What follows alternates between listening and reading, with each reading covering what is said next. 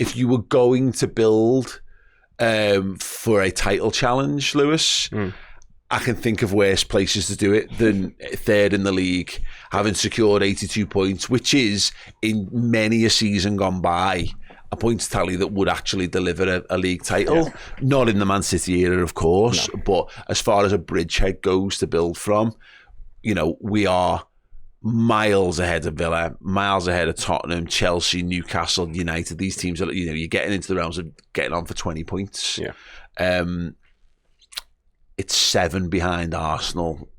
It's 9 behind City. These are not insurmountable things. You can see where those points could be gathered again if the season was to go again. Yeah, I mean, I don't know about you. I left that Wolves game with optimism in terms of what Klopp said, everything that went on, the atmosphere around the ground. It's not like when Benitez left, we could see the squad was in a decline. We could see we were in like a really troubled period of the club.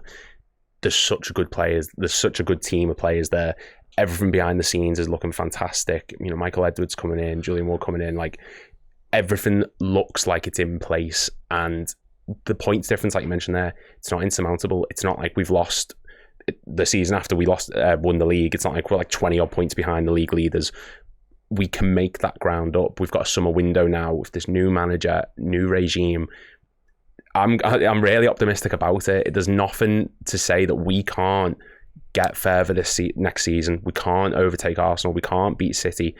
If the recruitment's right, if everything goes well, you know, there's nothing to say we can't do it. Judging by the standards that have gone before, Chloe, it's obviously going to be disappointing because we know you need to break 90 points to have a chance of winning the league when you're going up against Manchester City. But to put it in its place, we finished on 67 points the season before. We finished 5th.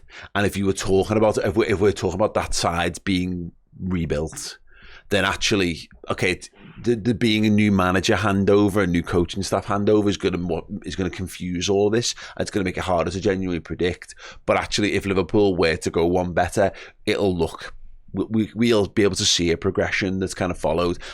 We've got a much better chance of making that gap than you have of going from 67 points to 90 points.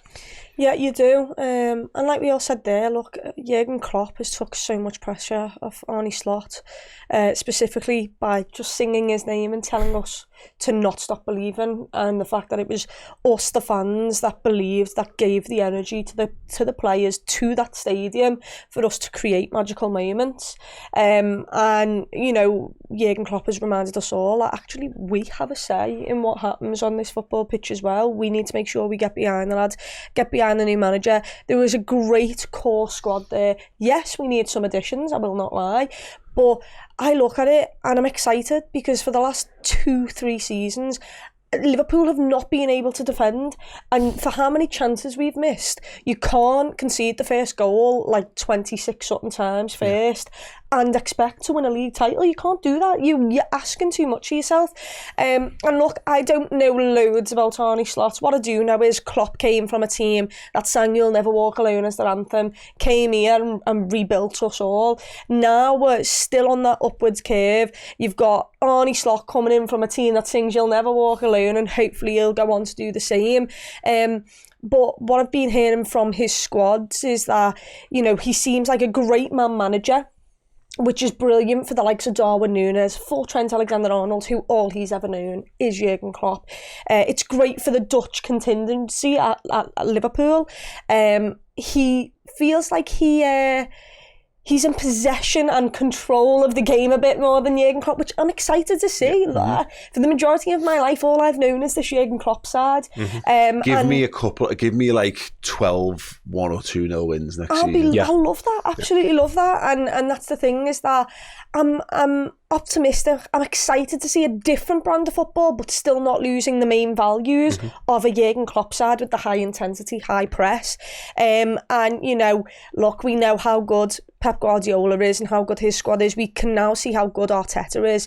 But, you know, from what I'm hearing is Arne Slot's tactics, the way he plays 4-2-3-1, it'll be exciting. What's he going to do with that attacking midfield spot? Like, I am sat here thinking, I don't know what that first lineup of the season is going to be, but I'm so excited to find out. And that's how everyone should be, because change doesn't always have to be awful, and yet it feels it's not going to be as fun. But certainly this Liverpool side have some wonderful players. We can sign some more players to help us have that squad depth, help us have a better player in certain positions. And ultimately, if we go and try and implement ourselves on this season, we start off well. And you get next season there won't be as much anxiety in Anfield, and that's what I'm excited for, because Liverpool fans will adapt their goals and expectations. I don't think any of us will be expecting to go for the title, because we don't know what Arne Slot plays like. We don't know how the players are going to adapt to his style. Bear in mind, it's a Euros, so he has even less time to work on this. So we'll adapt our expectations towards the team once we see it, and no matter if we go for the league or if we go for top 4, the anxiety inside that stadium will be a lot less, because we know it's not Jurgen Klopp that we're losing at the end of the season. It's not going to be his last season. So I'm looking forward to it. I'm looking forward to the players to have the freedom, us to have the freedom, and hopefully, go on a magical journey again. Yeah, just for completeness, actually, I thought it was worth checking. Liverpool, if you broke the league campaign down into home and away, Liverpool finished top of the home table. Now that's surprising a little bit. Yeah. But by a point, Liverpool take 48 points from home, only 1 defeat, 3 draws, where we dropped the points this season. City, 47 points. They don't lose at home all season, but they do draw 5 games. Arsenal draw 2 and lose 2. So yeah, the team above us lost 1 more game at home than we did, which is definitely a note for encouragement. In terms of the away table, that's where the biggest step is. But ultimately, we're third. We're behind City and Arsenal. But that's a significant sort of claw up with 10 points. There's a 10-point difference there. And there's as you say, there's definitely work to be done, Lewis. But I am encouraged by. Even me, with my relative layman understanding of football, can look across and go, I could tighten this up here. I could do this here. I could do this. If I can find a handful of ways that I think Liverpool can improve, actually bringing in a coach who's thought of as being a tactical expert and what have you, and has all these extra philosophies around his coaching techniques, he should be rubbing his hands together. Absolutely. And I'll take the positive approach of not winning the league, of it's highlighted more what work needs to be done. Because if we'd have won that league, given the defence that we had, the way we played, it's sort of papering over cracks. We would have loved to have won it, of course we would have, but it's pointed out clear as day what needs improving. We need more defensive reinforcement, especially if Matip's leaving. We probably need more depth in midfield, given the injury prone of some of the players. Their first season they went down with injuries quite a lot. Slot's coming into the best possible situation where he's not coming into a team that's ran down too much. He's not coming into a team which is half built. He's got a great crop of players there, and from what we've heard about him, he's a very pragmatic manager. He plays a very similar style, so the players aren't going to have to adapt too much to the way he wants to play. He could be a wizard at identifying targets. He might bring in some fantastic players, we just don't know.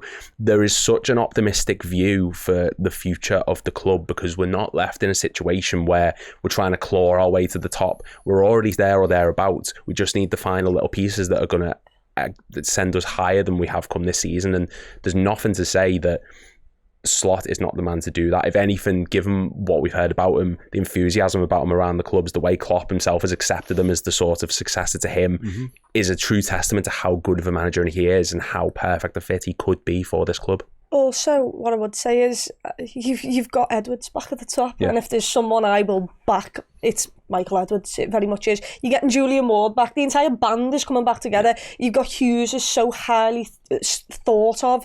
There is a lot of holes that need, kind of plugging in terms of the backroom staff, but hopefully Slot will bring his team across with that.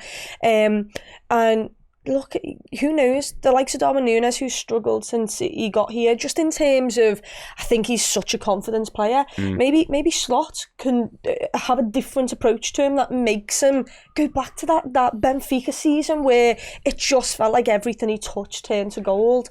And yeah, there's so many people who I believe who are back at the club. We look at the merry-go-round that's happening right now. Chelsea getting rid of their manager, De Zerbi leaving Brighton. They're all on this manager merry-go-round, whilst we're like, yes, Pep said next season might be his last as well. Yeah. I know, we talked about it extensively on the final bias footy podcast of the season, but like Manchester United, we should be. They're looking at us. They're trying to get back to our level, and they've still got the same manager incumbent because they've got an FA Cup final to be played. So while Liverpool are probably drying ink on the first round of transfers for this summer window, the next manager's already been announced. They've still got a game of football to be played before they can do that. There's rumours of like Dan Ashworth, they've found evidence of tapping up, so that's going to drag out even more. So they haven't got their director of football in place yet. There could be legal wrangles that follow. Their managerial options are just not as bountiful as they would have hoped as well. So in terms of the landscape, Arsenal will be the ones. It should be Arsenal and City as favourites for the title again next season. But I'm here for that. I love an underdog story. I love us being an underdog.